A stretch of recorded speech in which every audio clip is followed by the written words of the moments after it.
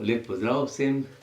Danes smo tukaj, da bomo zopet slišali eno zgodbo iz Svetega pisma in se o njej pogovorili, pa bomo začeli to naše kratko srečanje z znamenjem križa. V imenu Očeta in Sina in Svetega Duha. Amen. Da bi slišali Božjo besedo, pripravimo svoje srca, svoje ušesa, svoje duše in zmolimo najprej kesanje. Moj Bog, žal mi je, da sem grešil.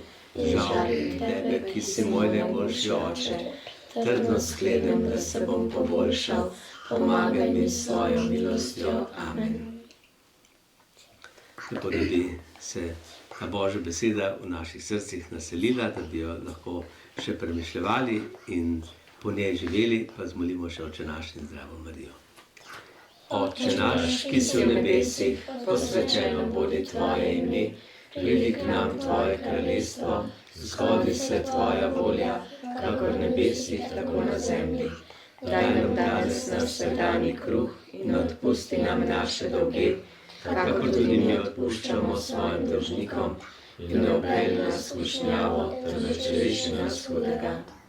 Zdrava Marija, milosti polna, Gospod je s teboj, blagoslovljena si med ženami in blagoslovljen je sad tvojega telesa, Jezus. Sveta Marija, Mati Božja, prosi za nas grešnike, zdaj in v naši smrtni uri. Amen. Slava Očetu in Sinu in Svetemu Duhu, kakor je bilo v začetku, tako zdaj in vselej in vekomaj. Amen. Tako Jezus je svoje prijatelje učil veliko stvari, med drugim tudi, kako je treba moliti. In pri molitvi je enkrat povedal tole priliko. Poslušajmo. Prijatelja polnoči. Kadar molite, je Jezus pojasnjeval svojim učencem, Bogu s preprostimi besedami izpovejte svoje želje. Prosite in vam bo dal, iščite in ga boste našli, trkajte in Bog sam vam bo odprl. Predstavljajte si, da vas o polnoči prebudi star prijatelj, ki je na poti in se je oglasil le toliko, da bi se najedel in naspal. Toda v zadregi ugotovite, da v hiši ni nobene hrane, še hleba kruha ne. Odpravite se torej k najbližjemu sosedu, da bi vam posodil malo kruha. Močno potrkate in zakličete: pravkar je prispel moj prijatelj in jaz nimam kruha, da bi mu ga ponudil. Prosim, posodi mi 3 hlebe. Vse je tiho, a ker kljub temu ne nehate razbijati po vratih, vam zaspan glas odgovori: daj vendar mir, vsi smo že v posteli in hiša je zaklenjena, ne morem vstati in ti ga dati.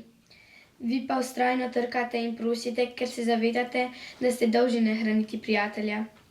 Če ne boste obupali, bo sosed gotovo vstal, poiskal hlebe kruha in vam jih potisnil v naročje, samo da se vas znebi. Vi pa boste lahko z nasmehom in veliko hvaležnostjo pohiteli k svojemu lačnemu prijatelju. Zapomnite si, je končal Jezus, kakšno zvezo ima ta prilika z vašo molitvijo.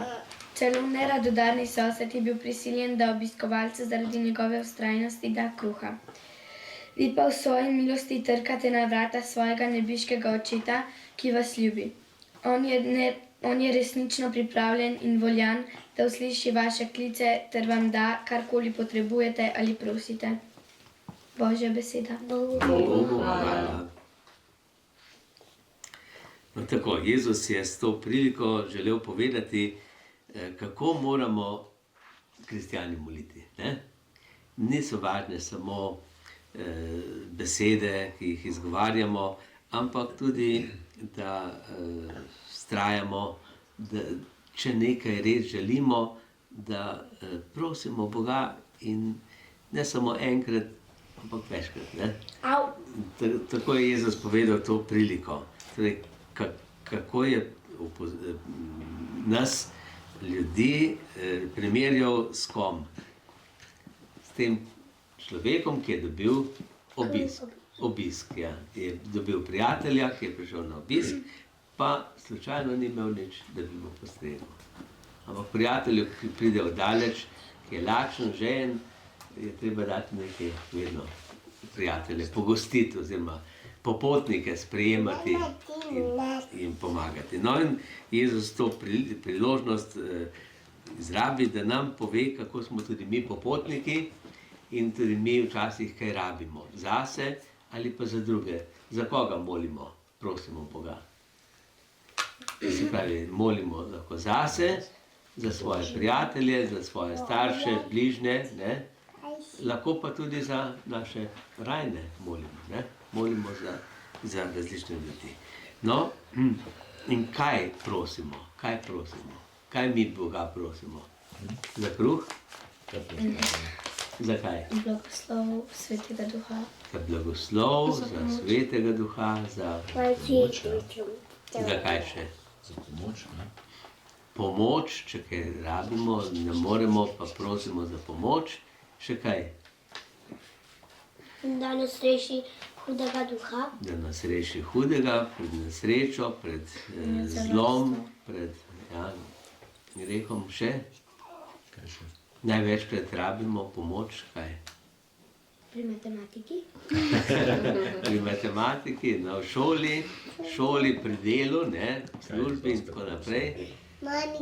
Pri kompiju, če se ti pokvari. Tudi včasih na cesti rabimo pomoč, ne? Ja, neki okna. Predvsem pa rabimo velikokrat pomoč pri zdravju.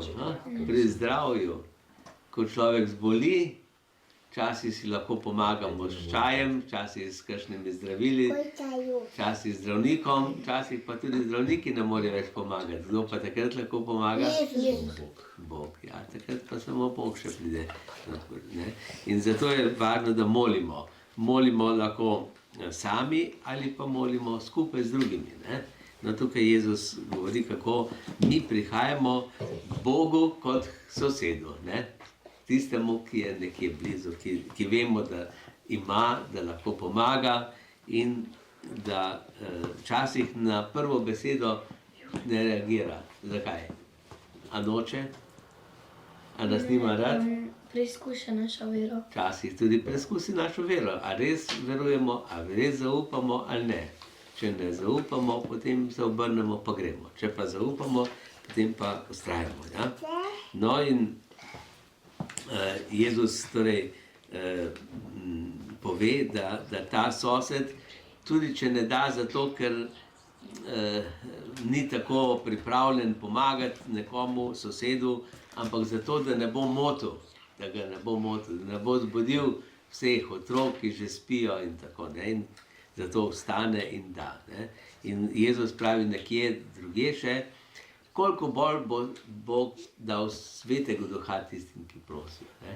Ne, mi prosimo za darove, za to življenje, za zdravje, za bogatstvo, za pomoč in tako naprej, ampak to je samo en del. Če pa prosimo za tisto, kar je Božjega, Svetega Duha, pravi Bog, tega boste pa dobili obilno. Ne? Samo zato premalo molimo. Ne? Zato premalo prosimo za te darove, ki jih potrebujemo za dušo, ne? Za naše srce, za našo večnost. No, torej Jezus predvsem poudarja, da je treba zaupati, vztrajati, ampak vedno pa prepustiti odločitev Bogu. To nam je pa povedal v kateri molitvi, ko je nas učil moliti Oče naš. Oče naš, kaj je rekel tam? Ne, kako ne molimo, kako ne prosimo. Recimo, daj nam danes naš vsakdanji kruh, odpusti nam naše dolge, kako tudi mi odpustimo na skušnjavo, več reši. Ampak je podaril, zgodi se tvoja volja. Zgodi se tvoja volja. Se pravi, da mi prepuščamo, Bog ve, kaj je dobro za nas. On ve in on bo tudi tisto naredil in nam tisto dal, kar je dobro za nas. No, zato je pomembna vztrajna molitev, ne pa zahtevam. Ne? Če prosim, je nekaj drugega, kot če zahtevam. Ne? Če zahtevam, kaj ne bo nič. Ja, če zahtevam, mislim, da sem jaz večji, pomembnejši, da sem jaz glavni. Zahtevam od tistega, ki mi je nekaj dolžan. A je Bog nam kaj dolžan? Ne. Ne. Torej, Bog nam je dal že tako in tako veliko in nam bo še dal.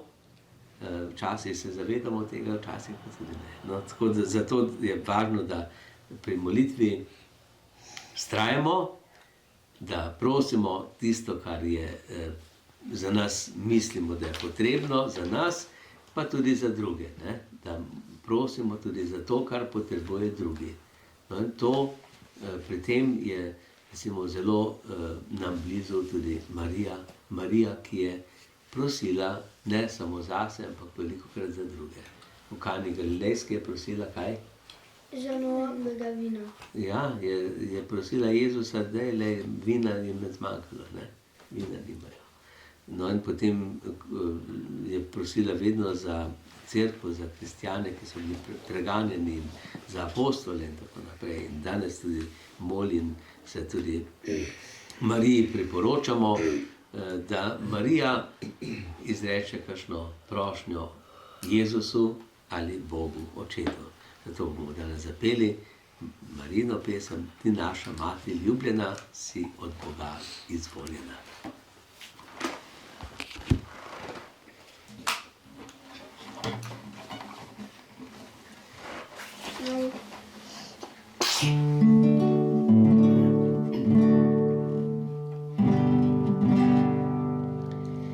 Ti naša mati ljubljena, si od Boga izvoljena, ti polna vseh si milosti, zdaj k tebi prihitim. Ti veš za Betlehem, poznaš ves Nazaret, si doživela Golgoto, pa tudi prazen grob. Ave, ave, ave Marija, prosi, prosi, prosi za nas. Ave, ave, ave Marija, prosi, prosi, prosi za nas Boga. Ti naša mati ljubljena, saj vir si vsega upanja, mi vsi zavetje iščemo in k tebi pridemo. Poznaš skušnjave in skrbi, za blod nas grešnih varuj ti, tolažnica žalostnih, mi k tebi kličemo.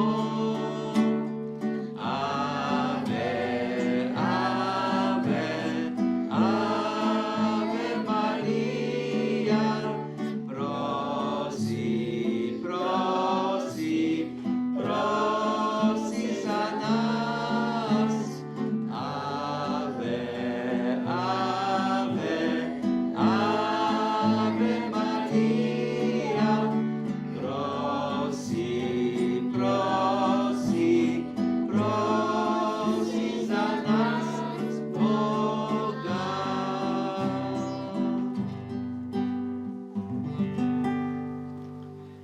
Tako kot se k Mariji zatekamo, se večkrat priporočamo tudi angelom, da nas angeli varujejo. Sveti angel, varuh moj, bodi vedno ti z menoj, stoj mi noč in dan na strani, vsega hudega me brani.